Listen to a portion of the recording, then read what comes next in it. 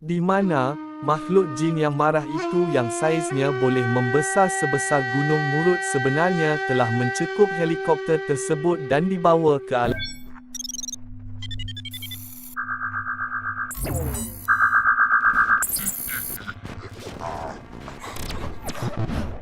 Peristiwa kehilangan sebuah helikopter di Bario, Sarawak pada Julai tahun 2004 tiba-tiba menjadi satu misteri yang menggemparkan banyak pihak. Selama hampir 20 hari pencarian dilakukan oleh hampir 2,000 tenaga manusia dan alat teknologi tercanggih, serta dibantu juga oleh para bomoh. Akhirnya helikopter itu ditemui juga dengan bantuan Ustaz Asy'ari Muhammad yang semasa itu masih di dalam Akta Isa, tahanan terhad di Labuan. Parlimen Malaysia sudah hampir mahu memberhentikan operasi pencarian, tidak berapa lama sebelum helikopter itu ditemui. Pada pukul 12 suku tengah hari helikopter Bell 206 Long Runner kepunyaan Hornbill Skyways membawa seorang Menteri Sarawak, Dr. Judson Sakaitagai, bersama-sama 5 orang yang lain dan dikemudi oleh juruterbang Kapten Syamsuddin Hashim, yang satu-satunya Muslim, bertolak pada perjalanan melintasi Bario bertujuan meninjau lokasi sesuai untuk pembinaan projek empangan hidroelektrik baru di Sarawak. Pada masa itu, helikopter dikatakan baru saja 3 minit berlepas. Namun, helikopter tersebut telah terputus hubungan dengan menara kawalan dan terus hilang. Di mana, perjalanan sepatutnya mengambil masa 20 minit ke destinasinya iaitu Bakelalan. Dari segi kronologi kejadian, helikopter sepertinya tidak sempat menghubungi menara kawalan atas kerosakannya, jika ada padahal baru sahaja berlepas 3 minit. Di mana, isyarat kawalan automatik yang ada fungsi GPRS yang terdapat di helikopter juga tidak berfungsi untuk menunjukkan lokasi terhempasnya. Selepas kegagalan menghubungi, dan telah mendapat arahan, operasi mencari telah dimulakan seawal pukul 2 petang. Di hari-hari berikutnya sepanjang hampir 20 hari pencarian, persekitaran di mana logiknya helikopter itu jatuh dan sekitarnya sudah digelidah 25 pesawat dan 2,000 orang pencari terdiri dari PDRM, TUDM, RAMD, Tani AD, dan bermacam-macam lagi pasukan, termasuk penduduk kawasan sekitar di situ termasuk penduduk negara jiran Indonesia. Pencarian juga, termasuklah sebuah helikopter dari Australia yang lengkap dengan sistem pengesan haba, infrared yang mampu mengesan perubahan suhu, merekam gerakan visual dan mengesan kewujudan jarak di dalam hutan, misi dibantu 2 pakar warga Australia. Selain itu, helikopter The Orient dari Amerika juga turut membantu, yang mampu mengesan sehingga shilling sebesar 10 sen pun tidak mampu mengesan helikopter itu, tetapi satu jentolak, jentera pengangkut balak yang buruk dan berkarat dapat dikesannya. Turut terlibat, pakar teknologi satelit dan pemetaan berbangsa Afrika dari Badan Perhutanan Sarawak. Selain itu, pesawat bantuan juga datang dari Singapura, Brunei dan Korea Selatan. Maklumat sebenar tentang apa yang terjadi kepada helikopter itu telah pun didapati oleh penaung Skylab, Ustaz Asy'ari Muhammad, seelok sahaja helikopter itu hilang, melalui alam kerohaniannya. Setelah hari ke-8 barulah Skylab campur tangan dalam kes ini. Ini kerana, pada peringkat awalnya pihak kerajaan menolak pertolongan penaung Skylab dan anak buahnya. Surat pihak Skylab telah ditulis oleh wakil Ustaz Asy'ari Muhammad untuk menawarkan bantuan. Pihak kerajaan berbelah bagi dalam menerima kehadiran Skylab, tetapi pihak Ketua Menteri Sarawak menerima permohonan Skylab untuk membantu apabila Ketua Menteri mendapat maklumat dari bomoh biasa bahawa helikopter itu hilang kerana ditutup oleh jin dengan berlapis-lapis tutupan yang sangat tebal. Dan mereka berkata hanya orang yang kuat bersembahyang sahaja yang mampu membuka tutupan itu. Sebelum 2 orang tabib kerohanian Skylab menyertai operasi, mereka bermesyuarat bersama-sama ahli jemaah lain dengan guru mereka Ustaz Asy'ari di Labuan. Seperti yang diduga, mereka dapat melihat dengan jelas seorang wakil jin yang menyerupai manusia bernama Al dihantar oleh pembesar jin bernama Za. Begitu juga, 7 pengiring Al menunggu di luar dan tidak masuk ke bilik mesyuarat. Namun, tidak semua anak buah Ustaz Asy'ari mampu melihatnya. Mereka ini hanya dapat merasa kehadiran makhluk Allah ini dengan firasat hati. Jin yang bernama Al, yang mewakili pembesar Za ini meminta manusia membayar segala kerosakan yang ditanggung oleh penduduk jin akibat pencerobohan helikopter itu ke daerah mereka, yang telah merosakkan rumah-rumah mereka, membunuh seramai 37 bangsa jin. Lagipun tujuan asal manusia itu meninjau kawasan pembuatan empangan hidroelektrik baru yang akan memusnahkan bandar dan perkampungan jin di Bario. Syarat kerohanian yang Ustaz Asy'ari terima, di mana cara untuk membuka tutupan helikopter adalah dengan menebus dosa manusia ini dengan mengeluarkan sedikit wang. Lalu beliau menyembelih seekor kambing iaitu binatang kesayangan Rasulullah lalu dijamukan kepada para fakir miskin yang tinggal di rumah atas air di Labuan. Jikalau manusia sanggup melakukannya, barulah perundingan untuk melepaskan barang tawanan dimulakan. Di mana makhluk jin yang marah itu yang saiznya boleh membesar sebesar gunung Murud sebenarnya telah mencekup helikopter tersebut dan dibawa ke alam mereka, lalu menutupnya dari pandangan mata kasar manusia. Lalu, pihak Skylab mengeluarkan RM400 untuk mengadakan jamuan kepada jemaah Masjid Atas Air di Labuan, sebelum menyertai pasukan operasi mencari. Selepas 11 hari helikopter hilang, Tabib Abdul Rahim Manaf dan Tabib Hasan Muhammad Zain yang berupaya melihat makhluk jin dan bercakap-cakap dengan makhluk Allah ini, memulakan operasi pencarian yang pertama bersama-sama pilot Captain George, bangsa Iban, dan seorang jurubahasa bernama Afendi. Kawasan yang diilhamkan adalah Palongan, satu kawasan yang tidak diminati kerana terkeluar dari laluan asal dan baring helikopter tersebut. Kedua orang tabib itu dapat melihat adanya helikopter itu dengan jelas di sana, di alam gaib, cuma di alam lahir lokasi sebenarnya tidak diketahui dan ianya tertutup dari pandangan manusia biasa. Jam 11 pagi, operasi kedua dimulakan. Pada pukul 11.45 pagi mereka ternampak sebatang pokok yang putus, tinggal kayu balatnya sahaja menegak, seolah-olah kelihatan mungkin kesan helikopter jatuh. Hanya satu pokok yang kelihatan tercantas pada mulanya. Jika diikutkan logik, mustahil manusia biasa mampu mencantas pucuk pokok dan dedaunan bermula di bahagian teratas pokok menjulur hingga ke dahan-dahan yang di bawah di tengah-tengah hutan belantara sebegini. Semasa operasi ini, Tabib Hasan terus-menerus berhubung secara gaib dengan Al-Wakil Jin. Masyarakat jin di situ mempunyai 3 raja adik-beradik iaitu Kalamngan, Kalamung dan Kalapung. Hanya seorang raja yang boleh diajak berunding dengan baik, 2 lagi susah diajak berunding. Seorang ini yang akhirnya memeluk Islam, hasil perhubungan dan perbincangannya dengan manusia ini. Perundingan dengan jin mengambil masa yang lama, bukankah ada dikatakan sebaik-baik jin itu sejahat-jahat manusia?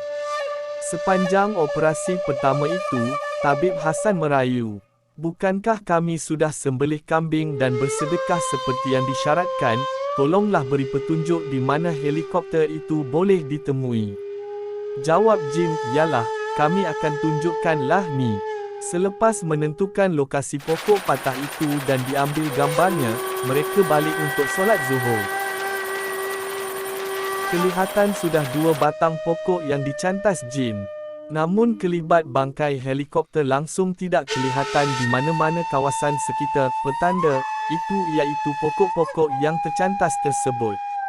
Mengiringi helikopter mereka adalah 2 lagi helikopter lain, tetapi penumpang helikopter utama, kru dan tabib, melihat 2 lagi helikopter lain itu terlalu kecil, sebesar hujung pena. Seolah-olah mereka sedang berada jauh di alam lain iaitu alam jin. Sesudah itu mereka pulang kerana helikopter belum dibuka tutupnya oleh jin. Sekembalinya dari operasi ketiga, pada sebelah petang Sabtu, Tabib Hassan mengucapkan terima kasih kepada Raja Jin tiga beradik di perantarai Al. Tabib Hassan berkata, tolonglah bukakan helikopter itu pula untuk kami dapat lihat. Jawab Al, yelah, kami akan bukalah. Inilah perangai Jin, kerja sehari jadi 3 hari. Pada Ahad pagi, di kawasan tersebut ada perkembangan terbaru. Di antara dua pokok patah itu, terdapat seolah-olah satu ruang terjerumusnya helikopter. Tetapi helikopter masih tidak kelihatan. Tabib Hassan mengeluh, Jin, mengapa lambat sangat nak buka ni? Aneh pula, Afendi si jurubahasa kelihatan sangat terganggu perasaannya, berkeras mahu dihantar pulang ke kampungnya di Miri. Terpaksalah demi menjaga hatinya, mereka semua terus berlepas ke Miri, padahal sudah sangat hampirnya dengan penemuan helikopter itu. Operasi diteruskan juga oleh beberapa yang lain. Seorang ketua kaum Penan, kaum pribumi Sarawak, telah bergerak ikut darat dengan tujuan mencari helikopter itu di kawasan petunjuk tadi. Bila sampai ke kawasan itu, dia telah mencantas dahan dan dihalakan ke udara, kaedah dukun untuk ditunjukkan hala sebenar bau mayat. Tiba-tiba ribut kuat memukulnya sehingga dia terhempas ke pokok dan patah giginya. Helikopter penyelamat terpaksa dipanggil untuk menyelamatkannya. Sebuah helikopter Nuri TUDM telah menurunkan seorang tentera dengan tali. Helikopter telah bergegar kuat dan tali itu berpusing-pusing sampai tentera itu terhempas ke pokok juga. Dia terpaksa naik semula sebelum sempat memijak tanah. Sampai sahaja di Miri, para tabib itu mendapat arahan dari Ustaz Asy'ari guru mereka, supaya bertukar orang, kerana pasukan yang ada tidak cukup ampuh. Afendi si jurubahasa diganti dengan Ustaz Ahmad Zahari iaitu pengarah Rufaka, Sarawak. Di sinilah percaturan Tuhan, di Bario perhubungan telefon memang terputus, balik ke Miri ada tujuan yang telah diatur oleh Tuhan. Pada mulanya Ustaz Ahmad Zahari tidak dibenarkan naik ke helikopter, untuk menolong usaha mencari oleh Tan Sri George Chan. Semasa Ustaz Ahmad Zahari sedang bermenung sambil berselawat dan berzikir itu, dia dan Tabib Hassan melihat pihak tentera membawa 2 ekor anjing pengesan yang terlatih menaiki helikopter di pengkalan, untuk diturunkan ke lokasi, tujuannya untuk menghidu mangsa. Kami melihat 2 ekor anjing itu bila dibawa ke helikopter, mereka seperti sangat ketakutan dan berlari ke belakang. Setelah dikejar dan dipaksa naik juga hingga beberapa kali, tetap anjing-anjing itu memprotes. Sehingga akhirnya helikopter itu pergi tanpa anjing. Pada masa yang sama riuh rendah kedengaran ayam berkokok seolah-olah melihat sesuatu. Pada hari Selasa, Tabib Hassan, Ustaz Ahmad Zahari dan pilot Kapten Thomas meredah lagi hutan meneruskan pencarian di lokasi. Ustaz Ahmad Zahari dengan penuh tawakal kepada Allah, merenjis bacaan doa Ustaz Asy'ari Muhammad ke atas bumi Bario. Diiringi doa-doa ahli Rufaka, Sarawak serta guru mereka, pada jam 5 petang helikopter itu dapat dilihat oleh Kapten Thomas di tempatnya. Jin sudah membukanya, tetapi sebentar sahaja, waktu itu sahaja. Semasa helikopter itu kelihatan hari sudah hampir malam, walaupun baru jam 5 petang di Bario, jadi apa sahaja usaha menghampiri helikopter terpaksa ditangguhkan keesokan harinya. Pula cuaca yang sejuk, berangin serta keadaan tanah cerun menyukarkan penyediaan landing point dan sebagainya. Pada Rabu, hujan turun renyai-renyai. Berdasarkan maklumat sudah bertemunya visual bangkai helikopter, ramai orang berbondong-bondong keluar ke tempat lokasi untuk mencari helikopter itu. Tabib dan tim Rufaka tidak turut serta. Pada petangnya, 2 orang polis udara ASP Ehsan dan DSP Lukman terus mencari Tabib Hassan. Tolong kami Ustaz, saya seram ni, Gunung Murut sudah hilang. Rupa-rupanya sepanjang hari mencari mereka tidak melihat helikopter itu, yang dijumpai satu pokok manggis besar di tempat terjerumusnya helikopter itu, buah-buahnya pula masak dan besar. Bila helikopter buat U-turn untuk mendekati pokok manggis itu gaib pula. Bila mereka memandang ke arah Gunung Murud, gunung itu turut hilang. Terus ASPA Sun mengarahkan pilot memecut helikopter mencari si tabib. Tabib memberitahu ASPA Sun, nampaknya jin itu telah menutup helikopter itu semula. Kalau begitu marilah kita bersolat, baca Fatihah 4 kali, ayat kursi dan selawat pada Rasulullah SAW. Akhbar Semenanjung melaporkan penemuan helikopter dan mayat, 2 hari kemudian pada 30 Julai 2004 Jumaat, dengan menceritakan, pada sepanjang malam itu yakni pada Rabu 28 Julai 2004 malam Amis, 2 komando diturunkan dan tidur bersama mayat. Laporan juga mengatakan pasukan bomber yang menjumpai helikopter itu. Ada yang mengatakan ekor helikopter sahaja dijumpai padahal di lokasi ekor dan badan helikopter ada bersama-sama. Macam-macam khabar yang tidak sinonim disebarkan dengan apa yang sebenarnya terjadi. Hakikatnya, sukar untuk menurunkan komando dalam cuaca yang gelap dan sejuk begitu, tanah di situ pula agak curam dan bercerun. Tiada tanah yang rata, agak sukar membuat operasi menyelamat, apalagi helikopter itu sedang gaib semula waktu itu. Padahal, sepanjang malam itu ASPA Sun tekun berdoa bersama tabib-tabib semalaman agar dimudahkan segala usaha. Pada hari Amis, ASPA Sun dan tim yang berjaya menemui helikopter malang itu dan mengangkat 7 mayat yang berada di situ. Tiada komando yang bermalam bersama mayat sebelum itu seperti yang dilaporkan akhbar-akhbar utama di Semenanjung. Operasi itu dilakukan waktu siang terang benderang. Landing point helikopter dibuat agak jauh dari tempat helikopter malang ditemui kerana tanahnya yang curam. Seorang anak buah ASPA Sun, anggota penyelamat, membaca kata-kata ini di dinding helikopter yang ditemui. "Mengapa lambat, selamatkan kami." Bayangkan cuaca di Bario itu mencecah 10 darjah Celsius, tanpa bekal sedikit pun makanan, jatuh di kawasan hutan yang sangat tebal dan bercuram. Helikopter itu langsung tidak terbakar, hanya ekornya yang patah. Jika terhempas di gunung dalam keadaan petrolnya penuh mesti ia terbakar. Pintu helikopter terbuka lebar dan 2 orang ditemui di luar helikopter, termasuk mayat Allahyarham Kapten Syamsuddin. Sementara mayat-mayat lain sukar dikenali akibat reput dan mengalami dekomposisi yang teruk, mayat Kapten Syamsuddin mudah dikenali, walaupun reput, bau kapur barus cukup kuat pada mayat itu. Ada sejadah lapik solat yang tidak reput di sebelahnya, dikeliling mayatnya sampah sarap dan kayu kayan disapu bersih. Bila dirujuk pada Ustaz Asy'ari Muhammad, beliau menjawab, "Itulah petanda kehadiran jin-jin Islam."